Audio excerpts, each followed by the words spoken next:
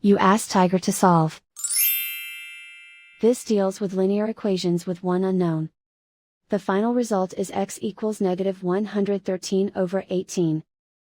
Let's solve it step by step. Simplify the expression. Expand the parentheses.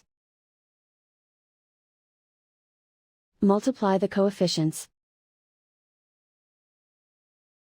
Simplify the arithmetic.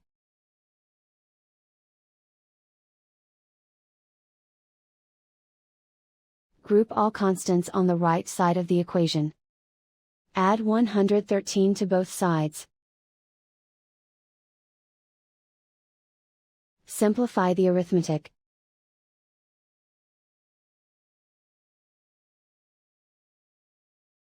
Isolate the x.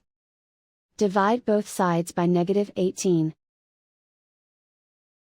Cancel out the negatives.